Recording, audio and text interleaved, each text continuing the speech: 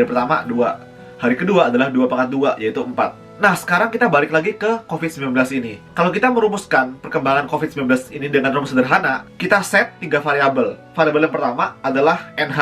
NH itu adalah jumlah kasus per hari. Jadi H itu hari. Jadi N1 adalah jumlah di hari pertama.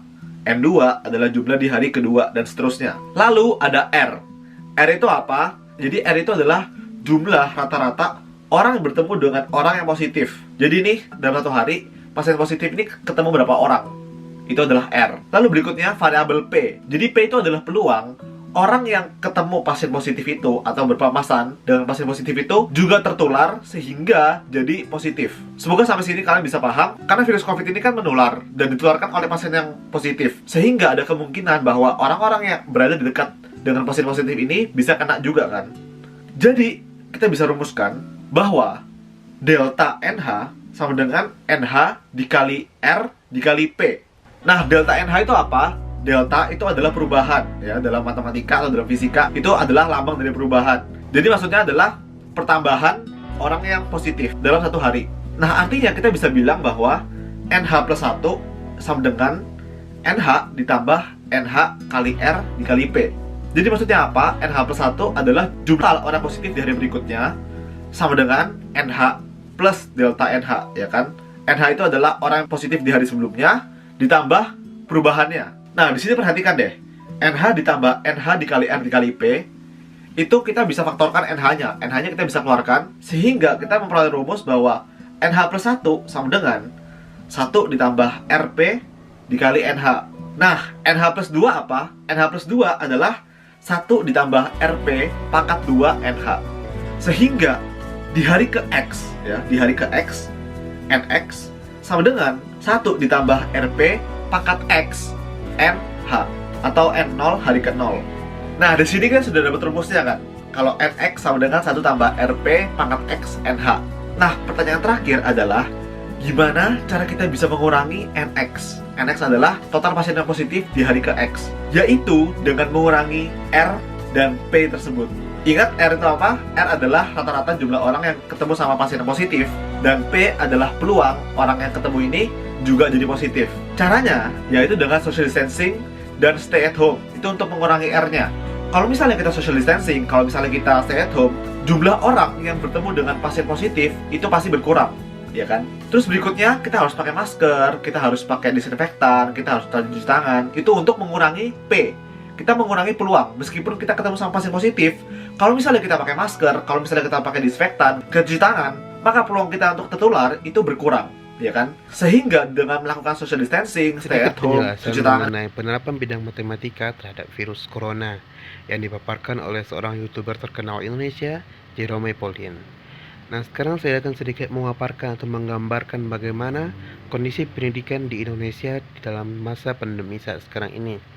Dengan diterapkannya pembelajaran jarak jauh, distance learning, membuat para guru harus memutar otak mereka agar tetap bisa menerapkan pembelajaran efektif terhadap anak-anaknya. Salah satunya dengan dibuatkannya video pembelajaran. Nah, salah satu video pembelajaran yang dimaksud di sini adalah sebagai berikut. Bismillahirrahmanirrahim. Assalamualaikum warahmatullahi wabarakatuh. Apa kabar anak-anak Ustadz semuanya? Semoga kita semua selalu dalam keadaan sehat walafiat. Amin ya robbal alamin. Baiklah, untuk memulai pembelajaran kita hari ini, marilah kita sama-sama berdoa. Berdoa mulai.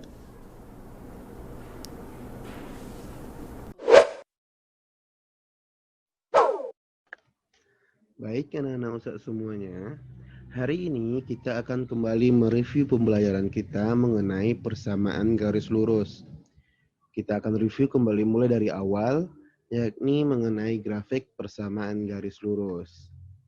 Nah, antum ingat, bentuk umum persamaan garis lurus itu adalah Y sama dengan MX ditambah dengan C. Ingat, syarat dari persamaan garis lurus itu ialah X dan Y harus berpangkat 1.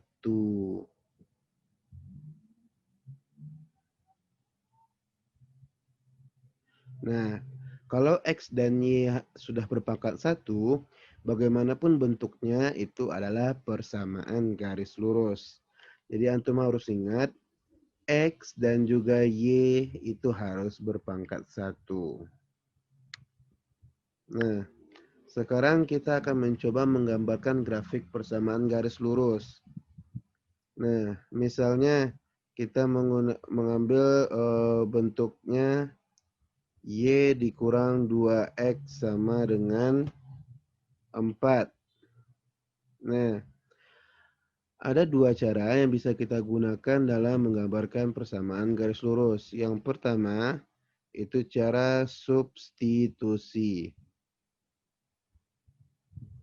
Nah, dengan cara substitusi, itu langkah-langkah yang harus antum lalui adalah yang pertama, itu kita harus ambil sembarang nilai X.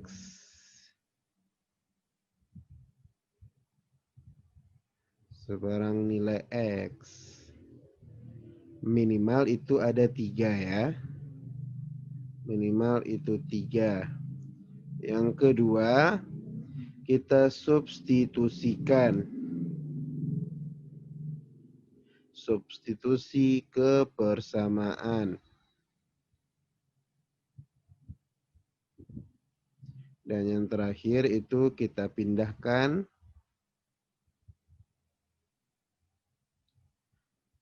ke bidang kartesius. Nah, ini adalah langkah-langkah yang harus antum lalui dalam menggambar grafik persamaan garis lurus menggunakan metode substitusi. Nah, bagaimana contohnya? Berdasarkan bentuk persamaan garis lurus yang kita ambil tadi, yakni Y dikurang 2X sama dengan 4. Berarti yang kita lakukan pertama adalah mengambil sembarang nilai X. Misalkan kita mengambil nilai X-nya yang pertama itu Pembelajaran adalah jarak jauh yang diterapkan oleh X sama pemerintah pada saat dengan sekarang 0. ini sebenarnya banyak Berarti dikeluhkan oleh siswa karena mereka hanya bisa belajar dengan Alhamdulillah, satu kita arah semua telah saja. selesai melaksanakan pembelajaran Nah, kita pada diharapkan kesempatan di kali sini ini. Semoga keefektifan antum guru semua maupun dapat keaktifan memahami guru apa yang saya dalam sampaikan ya. menyelenggarakan pendidikan Assalamualaikum sesuai dengan warahmatullahi mungkin agar siswa wabarakatuh. dapat belajar dengan baik tentunya.